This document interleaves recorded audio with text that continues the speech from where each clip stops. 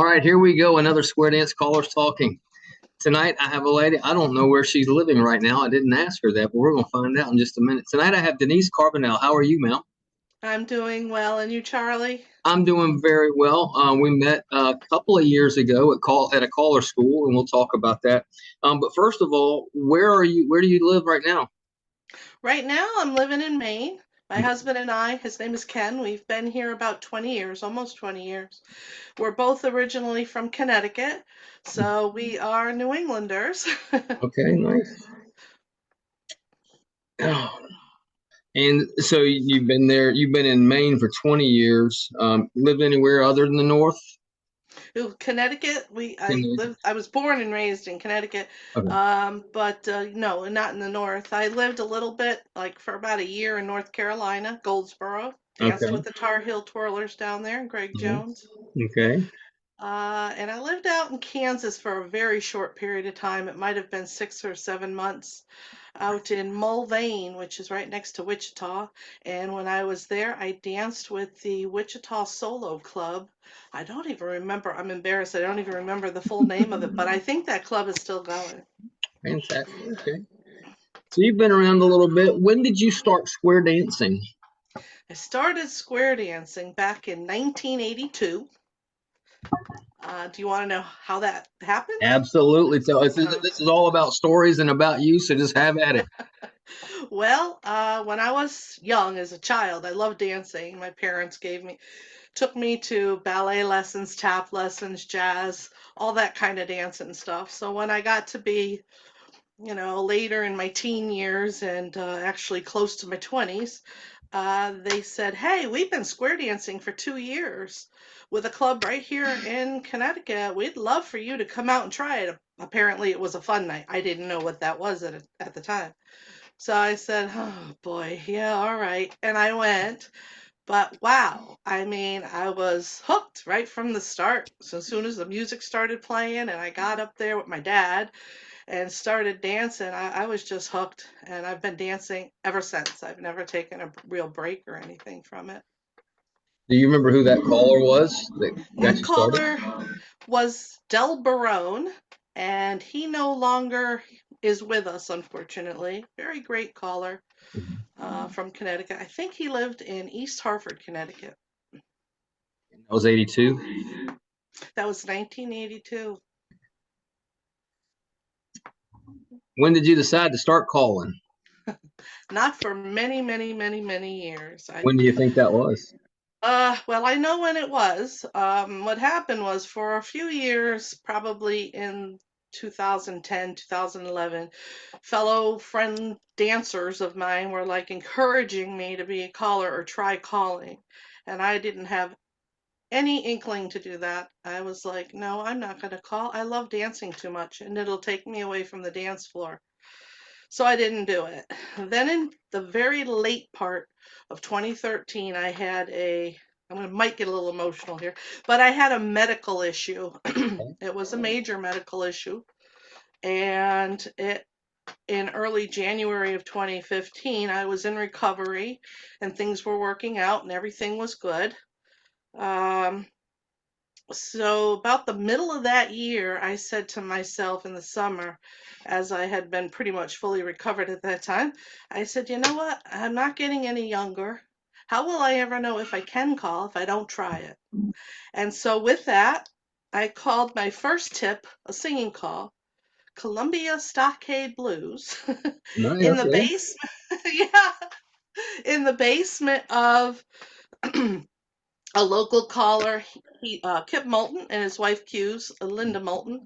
We were at their house practicing some A1 and A2, and he said, "Here's the mic, give it a try." Well, I got up there. I thought I had done such a great job, and I'm like, "Wow, this ain't too bad."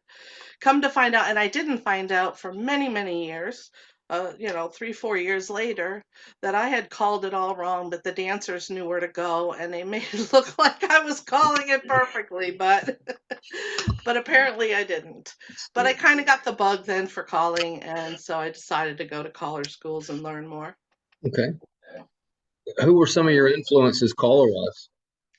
Well, that's tough. There's so many good callers. I love Jerry's story when he was with us, and his calling, his voice, his timing, his patterns, everything was just awesome, smooth, fun dancing. Of course, everybody loves Tony Oxendine. Here locally, we have Ken Ratusi and Ted Lazat, Bill Mager. And, even a lot of the local callers are really good in my areas, you know, so. So what all some of the college schools you went to? Well, that same, let's see, that was 2014. So in 2015 was my first collar school. Mhm. All I had done before that was that one tip, and that was really pretty much it. I hadn't done much. Mhm. So 2015, I decided to go to my first collar school, and that was the Northeast Collar School that Ken Ratusi runs right here in New England, Sturbridge, Mass. And at that time, it was in Manchester, New Hampshire. I've been to 5 of them since, but it was an eye-opening experience from what I thought calling was until what it really is. I had the opportunity to go there. That was really nice at the Northeast Caller School a couple years ago. And I think we met at a GSI school, I believe, maybe 2 years ago. I can't remember. I want to say we were in a couple classes together, but I think it was a Northeast College School in 2022. was that the one? Okay. Yeah, because I was at it and I looked in the booklet and your name's in there. Okay. I think I remember you showcasing Troubadour Saturday night at that event, and Yes, it I was did. awesome. It Yeah, was yes, I awesome. did. Oh, gosh, that was a lot of fun. All those It guys. was. Ken was my first real caller school teacher. I had a couple mentors before him, but then when he finally taught me into coming to the Northeast Caller School, because it's from Georgia, it's a ride and it's a flight and a rental car because it's not easy to get there for me. So it took me forever to get there, but with Tony and Ted there, it was an amazing school and the whole setup they have. I was talking to Matt McGovern a couple days ago, and it's just such a great the barn that they have and everything. The way it's set up is great. Yep, and I remember doing Troubadour, and of course Tony and Ted were right there. They were my backup singers, which was just awesome. Oh my goodness. You Was said earlier you were talking about A1 and A2. How high a level do you dance? I dance up through full A2. I'd never attempted challenge, didn't have an interest in it actually. I know a lot of people like it, but I was very satisfied with A2. Where do you call to A2 also, or what are you called I to? I only called it A1. Okay. I have not attempted A2 yet. So that's something for down the road possibly, but We talked not long ago on the cruise, and we were talking. Currently how many clubs are you calling for? How much calling are you doing? It's quite a bit, I believe. well, right after I went to my first college school, I decided that if I didn't get a club to call for, I wasn't going to become a caller anytime soon. It's a I lot guess of work and it takes a it is. lot of calling. Agreed. So I found a hall here locally and I asked some of my square dance friends, could they come over on Friday nights? And we advertised and I started my own club in January of 2016 Mhm. in Alfred, Maine, the Alfred Square and Round Dancers. We also have a cuer that comes out and cues rounds. And that one's still going strong. I'm still calling for that. And I've also called for, I was club caller for the Mount Washington Valley Stompers for a few years. But right, and now currently I'm also calling for the Happy Time Squares, not the ones in Kansas, but the Happy Time Squares in Rochester, New Hampshire. Okay. I know there's more than one Happy Time, so Sure. I think there's a Happy Times in Georgia. I'm not sure, or is just there? North Georgia. I think so. Uh, so with calling up to A1 and everything, and you dance up to A2, and I ask everybody this: do you have a favorite call? I knew that question was coming, Charlie, and I Okay, thought good, about it, and good. I thought about it, and I don't really have a favorite call. Like a lot of them, I like a lot of calls, Mm. but there are two that come to mind. One is at mainstream level, spin the top, And the reason being is that you can do it right-handed, you can do it left-handed, you can do the girls are casting or the boys are casting, boy-girl casting. There's a lot of variations for that from starting positions and arrangements and whatever. But the main thing I think I like about it is everybody's moving simultaneously, and the person you start with is the person you end with, and it just flows really nice. So that's one of them. Okay. The other is not a call on any list. When I was calling virtually, which I did so that during the pandemic, so that I didn't lose what I had started to learn. So I had done quite a bit with the help of Mike Dussault. I had done quite a bit of virtual calling, at least once a week. And at some point, I decided to create a call. Just give those dancers something different. You know, you're limited a little bit with what you can do with 2-couple material. So I created a call that I called Spin the Fan, which later on I found in Burleson, but has a totally different definition. It's an old call. Basically, it's a spin the top and spread, fan the top, repeat. So you do those 3 calls, you do them twice, and you end up right where you started in the same footprints with the same person. And the dancers seem to like it. Even some from Germany, as far away as Germany, they asked their local callers, could you put this into the night of dancing? So it was a lot of fun. I guess that's my second favorite call. That's Spin the really good. fan. I'm going to keep that one. And you could do it from regular parallel ocean waves, or you can do with 8 dancers, or you can do it from an all 8 spin the fan. So you've got options. That's awesome. Now, growing up where you did and everything, do you have a music genre that you like more than another that's not square dance? That's a tough one. I kind of like a lot of different kinds of music. Of course, I grew up listening to 60s, 70s, and 80s. I think like a lot of callers, but I also like some 50s music and stuff, doo-wop, country. I listen to just about anything, pop. So, You have any favorite singing calls? that's a tough one. I do kind of gear towards, I go towards upbeat stuff mostly. Although some of the stuff I've recorded wasn't always upbeat. I've only done 3, but I think one of my all-time favorites that I like to do is Born This Way. Can't think of the label right now, but Bill Harrison was the gentleman who recorded it. He's the caller that recorded that on a label, and it's a nice upbeat song, and I like doing that one. What have you recorded? What are the 3 you recorded?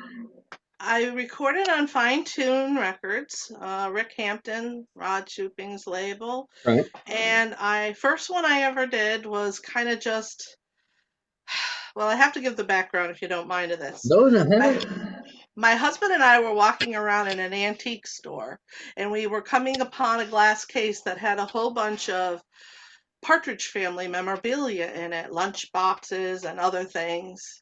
And I'd always loved that show when I was a kid. I'm like, oh my gosh, look at this. So we started walking away from it, and I was like, sides, face, grand square. And then I started singing the theme song to the Partridge Family. So I wasn't even a caller at that time.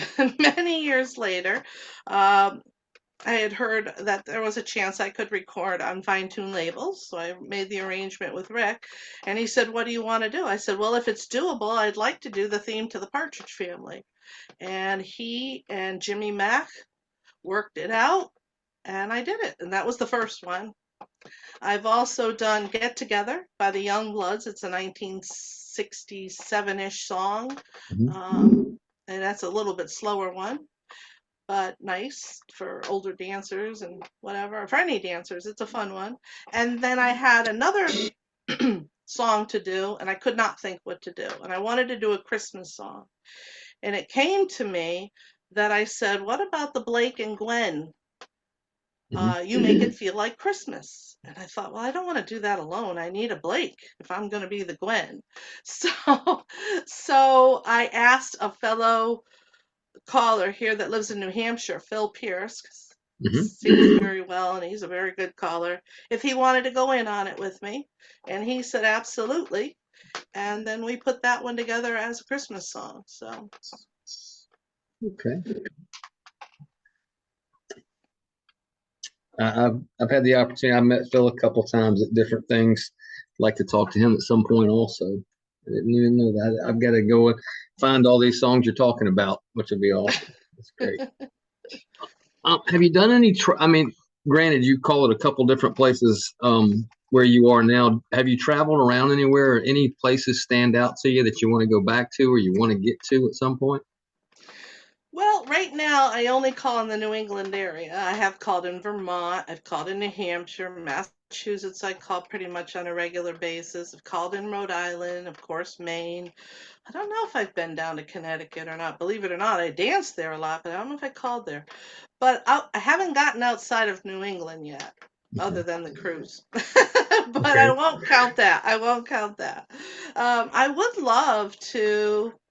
I'd love to do a dance outside of New England. It's just really hard trying to figure out how to manage that with the cost of flights and hotels and everything these days. I agree. I try and just back it up to whatever vacation my wife plans. I try and find a club somewhere and try and book a dance whenever we go. So, because at some point I want to call in all 50 states, but we'll see. We'll see if that works out. That's an awesome I've got goal. about I've got about 40 left to go, so that's quite a bit. Hey, you've got quite a few though. That's good. Yeah. When you're not square dance calling, what do you like to do? My husband and I bought we had a small camper and we sold it and then we bought a bigger motorhome. So we do have that now. And you would think, well, gee, why don't you just take that and go call? You can do that. Unfortunately, right now my husband is still working a full-time job. He's going to be retiring in about 5 years or so. So I think that is going to be the goal with the motorhome. We just use it locally. We like to camp. Okay, very nice. So, does your husband dance also? He does. When I first I met him, we were living in Cromwell, Connecticut, and we were in school, and we basically went steady in junior high. But once we got to high school, we broke up and went our separate ways. And I was married to someone, and he was married to someone, and we didn't find out till many years later. We were both divorced, and we hadn't even heard from each other in a while. And then we ended up, I don't know, seeing each other somewhere. And we started to date and whatever. He found out I was a square dancer, which he did not know that. And so he would come with me to dances. And I did not want to pressure him into trying it because I was way afraid that he was going to run. So I said, you can come if you'd like it. You don't have to. And he would come and he'd sit there and watch me dance with all these other guys. And the women would come over and talk to him, and they are the ones that talked him into giving it a try. I didn't even have to. And he tried it and he liked it. So he's been dancing since 2004. 2004. Yeah. He ever talk about wanting to call? Watching you trying to learn it and all, because it's, of course my wife never had aspirations of calling or anything like that. But she sees how much I put into it, and it's a lot of work. It really is. I didn't know that going in. Of course, like most people, I went in blind. I just thought I could go do singing calls every night and be done with it, and then somebody took me to the side and they're like, buddy, you got to learn patter at some point, and I'm like, nope, don't want to do that. But so it's still a lot of fun, and but it does take you away from when you start going to clubs, other people's clubs. They want you to come up. You don't dance as much anymore, so you got to make a point to get out and dance. So I try and do that with my wife sometimes.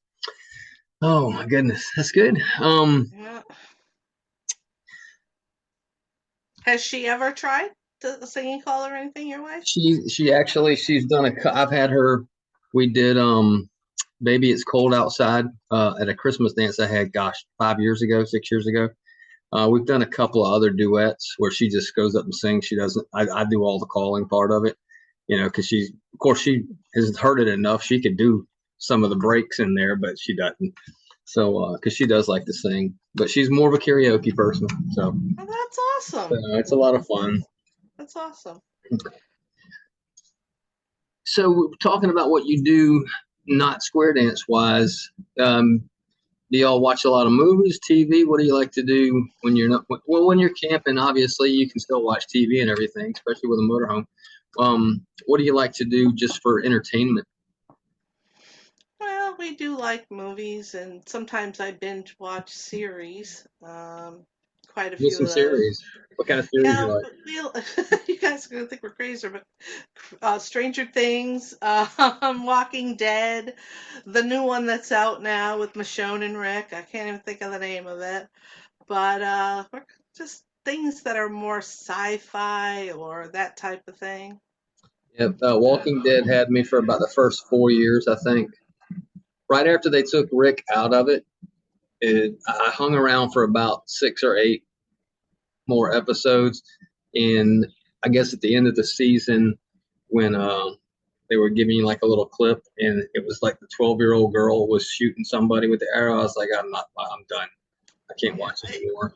So they kind of It's lost me there, and it just got too much into it. Rick was my favorite person on there, by the way. Stranger Things fan, sure. My son actually got me into that. He said, "Hey, you got to watch this stuff." Um, but I'll tell you what, and a lot of people don't know. I love Hallmark. My wife got me caught up in Hallmark with the Christmas movies and all that. well, And some of them are just so predictable, but they're just a lot of fun. they are, and some of the series are good too. Yeah. I'm not sure if Virgin River is on Hallmark or not, but lately it's been on Netflix. But that's a fun one. Virgin River. Uh, Okay. Virgin River. If you have Netflix, check it Have you out. have you heard of the one that's in the second season right now called The Way Home? I have not. The Way Home. It's I'm gonna it, write it it's a down. it's a time travel type thing, and I'm all in on time travel. I'm kind of a nerd for that. All the Back to the Futures and all that. I'm a huge fan of those. The Time Machine, some of the old ones, and my wife actually got me into this one. But yeah, check it out. It's on Hallmark. It's fantastic. It's in the middle of its second season right now. Oh, So I'll have to check that out. Also, Star Wars fans.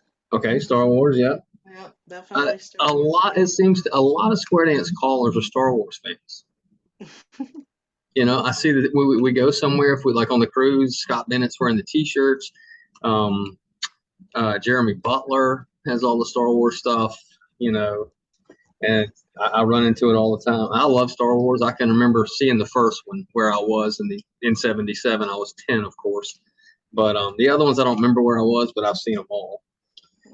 Oh my And god! now they have the series on Disney Plus with the Mandalorian and I forget what the other ones were, but I've I seen didn't quite I a didn't few of start those. into the sec. I watched the Mandalorian first season and enjoyed that. Then kind of just got out of it because now most people, and I don't know how y'all are up there, but we got rid of cable three Oh, years ago probably. So everything we do is streaming or on apps. So it used to be, hey, Thursday night I got to be at home because these shows are coming on. Or Tuesday night I got to be home. Now it's just you can sit down and catch up in 4 hours a season of something. 30-minute shows. So true, um, true. oh, we had talked earlier. You're not going to be able to make it to Caller Lab this year. No, I'm Um, sad about that. and so for the rest of the year, do you have any other conventions or anything you're going to get to? You have any plans calling wise, other than your Um, clubs and everything you're calling for?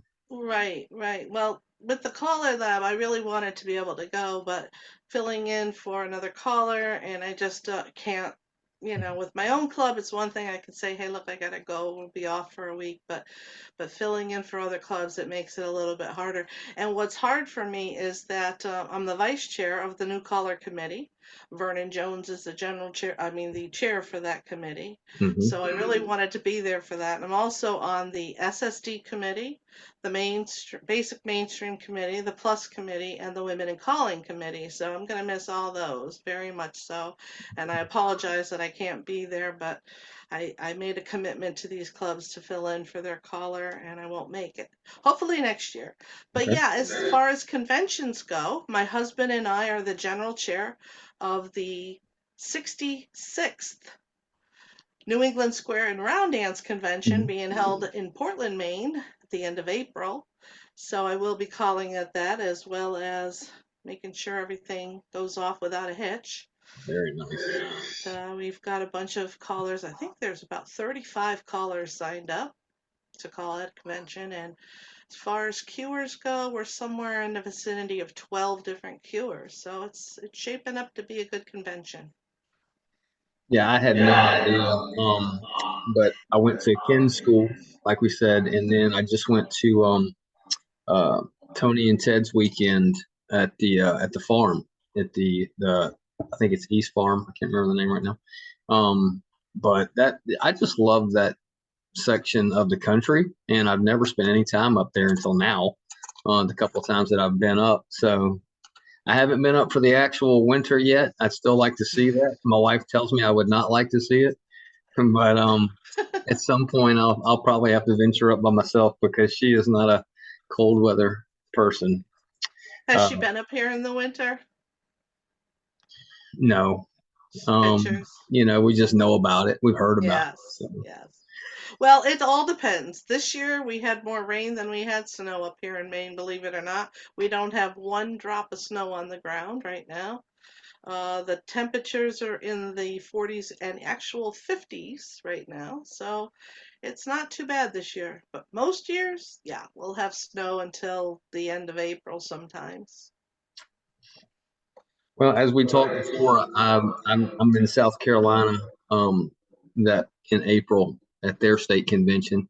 At some point, I'd love to get up to the New England convention. That'd be a fantastic run. I'd love to spend some time up in that area. And April seems to be a good time to be up in that area. So we'll get up there and do that.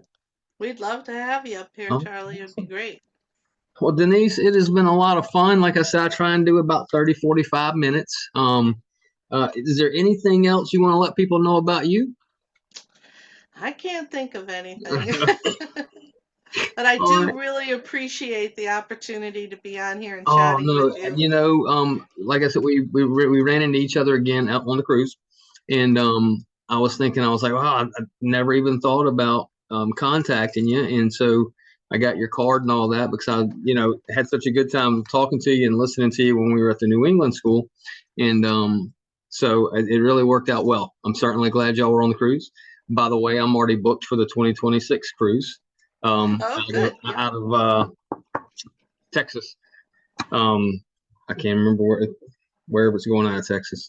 Galveston, Um, I believe. Galveston, Texas. Yep. My wife went ahead and booked me on that, so we're all set up for that. So looking forward to that. Well, Denise, I hope y'all have a tremendous New England State Convention, and hopefully we'll run into you. What about you're not at nationals this year? You don't think either? Wisconsin? I'm not sure yet about nationals. Keeping my fingers crossed that I'll have it worked out and be able to go there. Well, hopefully we'll run into you there. I will be up there. Those are my favorite things. I started out dancing and calling and never went to any. Went to the Georgia convention a lot, state convention, and I guess it's probably 20. I don't know, 2016, 2017. I went to the CALLERLAB, and I'm like, well, what am I missing here? And then when the national conventions came to Atlanta, that's the first national I ever went to because it was 3 miles from my house.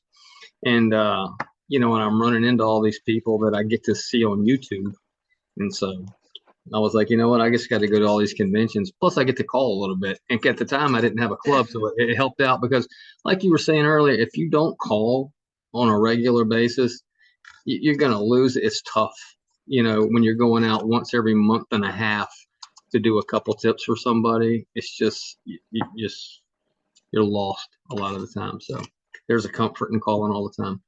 Denise, it's awesome talking to you again. Hope to see you at the Nationals, and have a great time in New England at the convention. And I'll talk to you soon. Thanks, Charlie. Pleasure. I'll talk to you. Bye-bye. Bye.